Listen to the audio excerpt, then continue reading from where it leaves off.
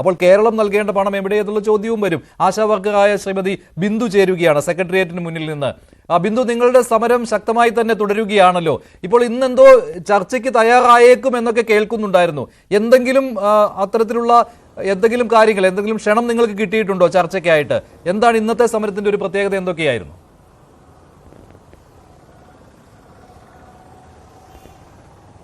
Hello sir, കേൾക്കാമല്ലോ sir?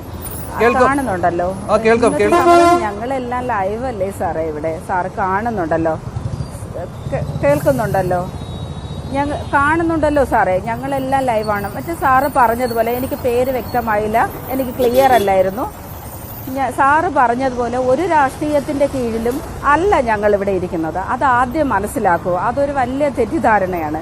കാരണം ഞങ്ങൾ നല്ല ഓരോ രാഷ്ട്രീയത്തിലും പ്രവർത്തിക്കുന്നവർ, വ്യക്തമായ രാഷ്ട്രീയ ബോധമുള്ളവരാണ് ഇവിടെ ഇരിക്കുന്നത്. അതുകൊണ്ട് ഞങ്ങളെ ഒരിടത്തും വലിച്ചിഴയ്ക്കാനും പറ്റത്തില്ല. ഞങ്ങൾ ആ പ്രസ്ഥാനങ്ങളിൽ തന്നെ ഞങ്ങൾക്ക് തുടരാൻ തന്നെയാണ് ആഗ്രഹം. അതുകൊണ്ട് നിങ്ങൾ ഇങ്ങനെ അവിടെയാണ് ഇവിടെയാണ്, ഞങ്ങളാണ് കൂടുതൽ കൊടുക്കുന്നത്, ഞങ്ങളെ അനുഭവമായി നോക്കിക്കോളും, ഞങ്ങളില്ലാതെ പറ്റില്ല എന്ന് പറയാതെ ഇതിന് എന്തെങ്കിലും ഒരു സൊല്യൂഷൻ കണ്ടെത്തൂ സാർ. ഞങ്ങളിന്ന് 27 ദിവസമായി കുറേ വീട്ടമ്മമാർ ഇവിടെ വന്നിരിക്കുകയാണ്, രാവെന്നില്ല പകലെന്നില്ലാതെ ഈ വെയിലും കൊണ്ട്. അറിയാലോ, ഇപ്പം മരണങ്ങൾ പോലും സംഭവിക്കുന്ന സൂര്യാഘാതത്തിൽ. അപ്പോൾ നിങ്ങൾ എന്തിനാ ഇവിടെ വന്നിരിക്കുന്നൊരു ക്വസ്റ്റ്യൻ ഉണ്ടാവും. പക്ഷേ ഞങ്ങളുടെ അതിജീവനത്തിനാണ് സാർ ഞങ്ങളെ ഇവിടെ വലിച്ചഴിച്ച് കൊണ്ടുവന്നതാണ്. ഞങ്ങൾ 18 വർഷമായില്ലേ നിങ്ങൾക്ക് ജോലി ചെയ്തു തരുന്നത്. അപ്പം ഞങ്ങളോട് എന്ത് പ്രതിബദ്ധതയാണ് നിങ്ങൾ കാണിക്കുന്നത്? ഞങ്ങൾ ഇവിടെ ഇരുന്ന് സമരം വിളിച്ചും തൊള്ള തുറക്കുന്നത് ഞങ്ങളെ കുടുംബത്തിന് വേണ്ടിയാണ് സാർ. ഞങ്ങൾക്ക് വയസ്സായ അച്ഛനമ്മമാരുണ്ട്, പഠിക്കുന്ന വിദ്യാർത്ഥി കുട്ടികളുണ്ട്. ഞാനൊരു വിധവയാണ്. ഞങ്ങൾ ഈ 62 വയസ്സായിട്ട് ജോലി ചെയ്ത് ഈ 20 വർഷം ജോലി ചെയ്തിട്ടും നിങ്ങൾ അങ്ങ് ഇറങ്ങിപ്പോയെന്ന് പറയുമ്പോൾ കൈ പേശി ഇറങ്ങിപ്പോണം, ആ ഒരു നിഗമനത്തിലാണ് നിങ്ങൾ എത്തിയിരിക്കുന്നത് സാർ. ഇതൊക്കെ കളയൂ. നമ്മൾ മനസാക്ഷി അനുസരിച്ച് നിങ്ങൾ ഈ പാർട്ടിയാണെന്നോ ഞങ്ങൾ ഒരു പാർട്ടിയുടെ കീഴിലിരിക്കുന്നതാണെന്നോ ഞങ്ങളിവിടെ ഈ എന്താ ഈ പിന്നെ മന്ത്രിയെ വലിച്ചിടാൻ വന്നിരിക്കുകയാണെന്നോ ഞങ്ങൾ കുറേ അസഭ്യം പറയുകയാണെന്നോ അങ്ങനെ ഒന്നുമല്ല സാർ. നിങ്ങൾ ഈ കേരള മനസാക്ഷി ഉള്ളവർ ചിന്തിക്കുന്നത് പോലെ ചിന്തിക്കൂ. ഞങ്ങളുടെ ആവശ്യങ്ങൾ എന്താണെന്ന് നിങ്ങൾ ചിന്തിക്കൂ. എന്നിട്ട് ഞങ്ങൾ ചർച്ചയ്ക്ക് തയ്യാറാവൂ ഞങ്ങളോട്. ഞങ്ങൾ ഇവിടെ അഭിമാനമുള്ള ലേഡീസ് ആണല്ലോ സാർ ഇവിടെ ഇരിക്കുന്നത്. ഞങ്ങൾ എന്തെല്ലാം കേട്ടു, ഞങ്ങൾ എന്തെല്ലാം അപമാനം സഹിക്കുന്നു ഇവിടെ ഇരുന്ന്. ഞങ്ങൾക്ക് നിവൃത്തിയില്ലാത്തത് കൊണ്ട് ഈ സമരത്തിലേക്ക് വന്നതാണ്, അല്ലാതെ ഞങ്ങൾ ഒരു രാഷ്ട്രീയത്തിലും അല്ല. ഞങ്ങൾ അന്ന് തൊട്ടേ ഇന്നും പറയുന്നല്ലോ സാറ്, ഞങ്ങൾ ഒന്ന് മനസ്സിലാക്കൂ, ഞങ്ങൾ അനുഭവപൂർവ്വം ഒന്ന് മനസ്സിലാക്കൂ. ഇന്ന് നമ്മുടെ മന്ത്രി പറയുകയുണ്ടായി, വീണ മന്ത്രി പറയുകയുണ്ടായി, യഥാർത്ഥ ആശമാർ ഞങ്ങളോടാണെന്ന്. എന്താണ് സാർ യഥാർത്ഥ ആശമാരെന്ന് ഉദ്ദേശിക്കുന്നത്?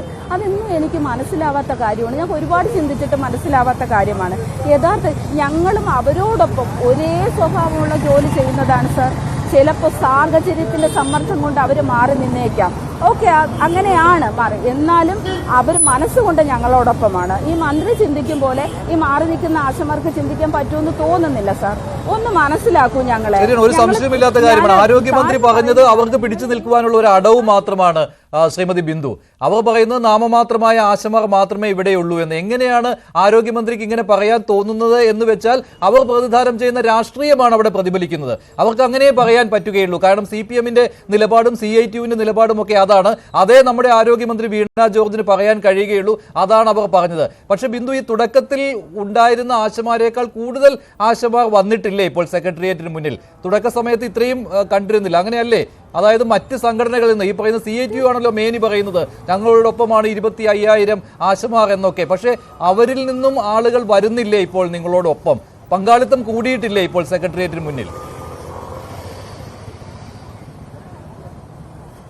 തീർച്ചയായും സാർ, തീർച്ചയായിട്ടും കൂടിയിട്ടുണ്ട്. കാരണം അവർക്ക് ഒരുപാട് സമ്മർദ്ദങ്ങളുണ്ട് സാർ. കാരണം ഞങ്ങളെ PHSയിൽ വിളിച്ചു വരുന്നു, കൗൺസിലർമാരും JPHമാരല്ല പിന്നെ മറ്റുള്ളവരെന്ന് വെച്ചാൽ മെഡിക്കൽ ഓഫീസറുമായിട്ട് മീറ്റിംഗ് ഉണ്ടാകുന്നു, പുതിയ ആശമാരെ എടുക്കുന്നു എന്ന് പറയുന്നു.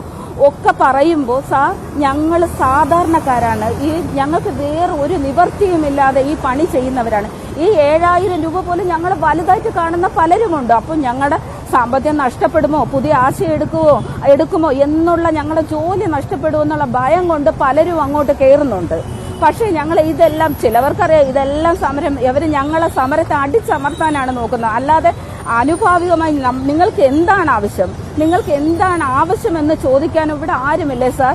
ഞങ്ങൾ ആരെങ്കിലും ഇവിടെ ഉണ്ട് എന്നുള്ള രീതിയിലല്ലേ സാർ ഞങ്ങൾ ഇവിടെ വന്ന് കിടക്കുന്നത്? ഞങ്ങൾക്ക് ആരാ ഉള്ളത്?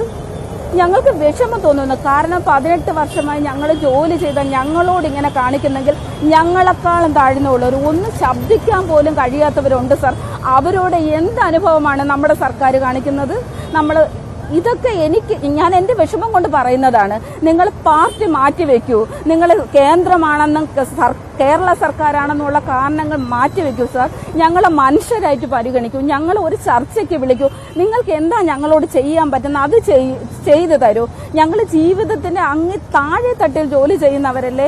നിങ്ങൾ 18 വർഷം നിങ്ങളോട് ചേർന്ന് നിന്നവരല്ലേ സാർ. അത് ഞങ്ങളെ മനസ്സിലാക്കൂ. നിങ്ങൾ ഈ രാഷ്ട്രീയം മറക്കൂ. ഞങ്ങളെ ഓരോ വ്യക്തികളെ മനസ്സിലാക്കൂ.